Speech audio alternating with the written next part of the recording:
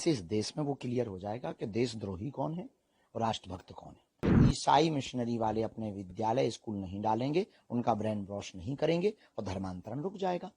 यही एक सर्वोत्तम उपाय है। वो गांव गांव में घर घर जाकर के ब्रेन वॉश करते हैं, चमत्कारों के नाम पर ब्रेन वॉश करते हैं, लालच देकर के ब्रेन वॉश करते हैं। क्या मंदिरों में जो आरतियां होती है मंदिर मठों में, तो क्या इन आरतियों के पश्चात वंदे मातरम गीत होने चाहिए? जिस तरीके से आप एक तरफ हिंदू राष्ट्र की संकल्पना लेकर निकल पड़े हैं और हिंदू राष्ट्र बनाने को लेकर सनातन एकता यात्रा शुरू कर रहे हैं। सनातनियों की एकता पद यात्रा का प्रमुख लक्ष्य तो अभी वर्तमान में भेदभाव और जात पात को मिटाना है, परंतु अगर मंदिरों में ये प्रयोग की जाती है या पहल की जाती है, निश्चित रूप से बहुत अद्भुत होगी, अनूठी होगी। इससे इस देश में वो क्लियर हो जाएगा कि देशद्रोही कौन है और राष्ट्रभक्त कौन है। तो निश्चित तौर से मंदिरों में वंदे मातरम गीत, हम तो कहते हैं मस्जिदों में भी होना चाहिए। जिस तरीके से सूचना हो रही है कि ये तरीके देखा जा रहा है कि लगातार धर्मांतरण के मामले सामने आ रहे हैं देश के कई कोने जहाँ आदिवासी इलाके हैं। तो ऐसे धर्मांतरण इन दिनों बहुत बड़ा मुद्दा बना हुआ है, तो ऐसे में इस तरह की यात्रा चल रही है जिसमें धर्मांतरण को लेकर आप किस नजर? देखिए, ये बहुत बड़ा विषय तो है कि धर्मांतरण है, पर कारण क्या है ये भी बहुत बड़ा विषय है।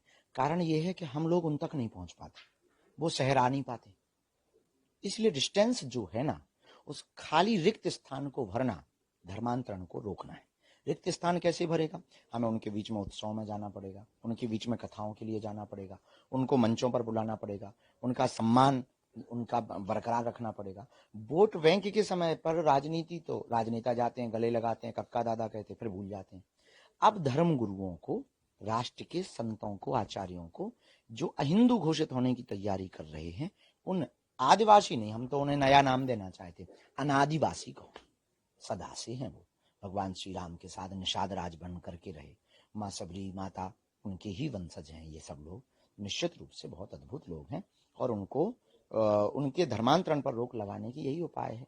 शिक्षा की व्यवस्था की जाए, वहाँ ईसाई मिशनरी वाले स्कूल डाल देते हैं, विद्यालय डाल देते हैं, हॉस्पिटल डाल देते हैं, उनकी मजबूरी है, वहाँ जाते हैं, ब्रेन वॉश करते हैं, तो निश्चित रूप से वो धर्मांतरण होता है। धर्म गुरुओं को, देश की सत्ता के लोगों को उनके बीच उत्सव में सम्मिलित होना पड़ेगा, उनको भी उत्सव में सम्मिलित करवाने के लिए इनवाइट करना पड़ेगा। वहां पर शिक्षा के विद्यालय, गुरुकुलम, स्वास्थ्य की व्यवस्थाएं पर्याप्त मात्रा में अगर दी जाएंगी, तो ईसाई मिशनरी वाले अपने विद्यालय स्कूल नहीं डालेंगे, उनका ब्रेन वॉश नहीं करेंगे और धर्मांतरण रुक जाएगा। यही एक सर्वोत्तम उपाय है। जैसे कि छत्तीसगढ़ इलाके हुए अन्य इलाके हैं, सरकार तमाम योजना देने की बात करते हैं, फिर भी इस तरीके से वो धर्मांतरण कर रहे हैं। उसके पीछे है कि वो लोगों के, उन लोगों की जो श्रृंखला है वो बहुत मजबूत है।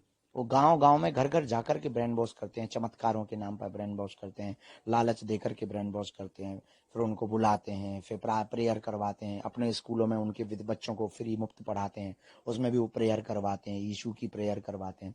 निश्चित रूप से स्वाभाविक रूप से बच्चा मन है, और वो परिवार में आके बताते हैं, फिर लालच देते हैं तो वो कन्वर्टेड हो जाते हैं।